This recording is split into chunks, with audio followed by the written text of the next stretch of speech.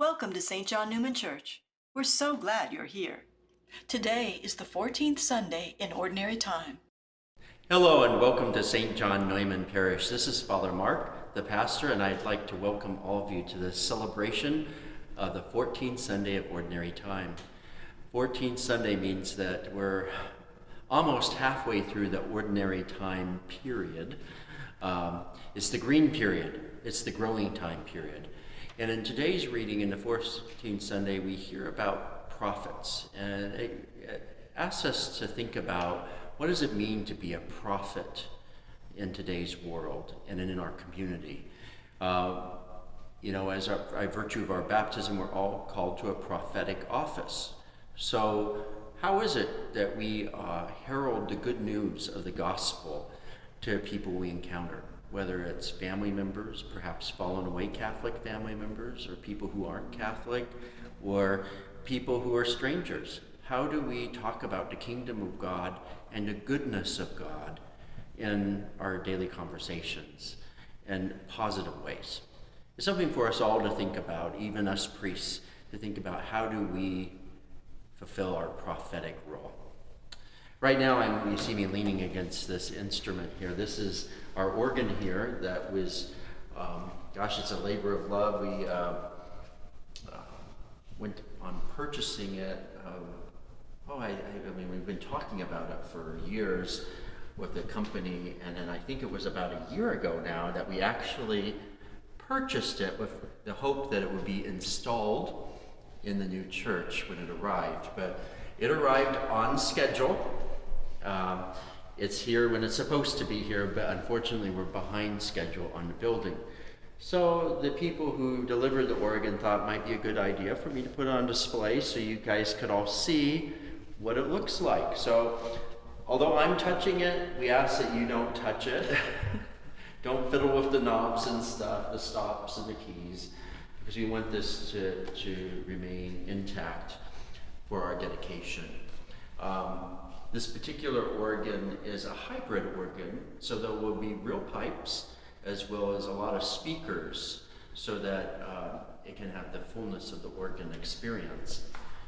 The organ is the official instrument of the Roman Catholic Church. That's the reason why in planning the building and preparing the building, we thought it was essential that we planned for having an organ in the building, which it's not like just putting a piano in the building. It requires a lot of space, not only out in the front side of what we will see, but also behind the walls. And so during the construction period was the optimal time for us to figure out where all the cabling, the conduits, the hidden areas where the blowers will be for the pipes, and where the speakers will be located throughout the building so that as a parishioner, we get the best sound experience.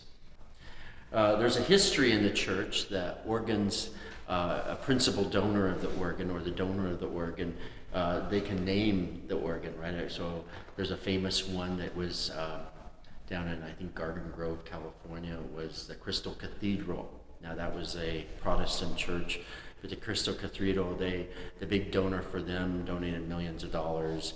And of course, that organ is much bigger than this one, but they named it the Hazel Wright organ. And it still has that name today, even though the Crystal Cathedral was purchased by the Roman Catholic Church and is now Christ Cathedral for the Diocese of Orange. It's still known as the Hazel Wright organ. And why do I tell you this? It's because we need to pray for our donor. We went ahead and purchased this because we needed to get it all set up and everything because of the building, right? But we don't have a donor for it yet. So I just ask that you guys pray for an organ donor, not for a heart or a kidney.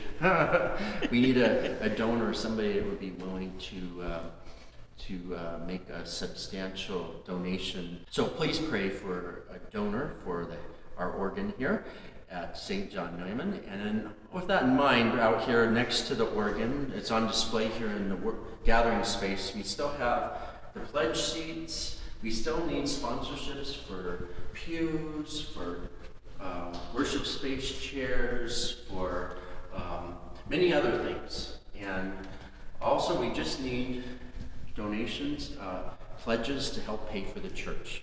Because the church, with all things, ended up being much more expensive than we ever anticipated. Not because of reckless spending or anything, but because of inflation and labor costs that have just skyrocketed. So please pray about what you might be able to do for the parish, but also pray that we might get that significant donor that would be able to memorialize this beautiful instrument. May God bless you, and I hope you have a wonderful week. Welcome to our July 7th building update. And here's us. As you can see, there's more finished work being done on the inside walls. And the glass has been installed in the chapel. It's really beautiful. And we're waiting for these big big frames for these windows so they can put a temporary cover on and get a little bit more climate control in here. And here's some more insulation in the back of the sanctuary. Here's an overall view. This view might look kind of familiar, right? And I noticed when we walked in today, there's a temporary cover over the middle of the baptismal font, the ceiling there. And that, as you know, is where the skylight's going to go, but there's a temporary cover on it right now. And this is something cool that Billy brought to my attention today. There's actually a motor that's going to open and close the room dividers. So no more having to do it by hand. Just press a button and they go down this track, and you can either have 1 or 2 classrooms.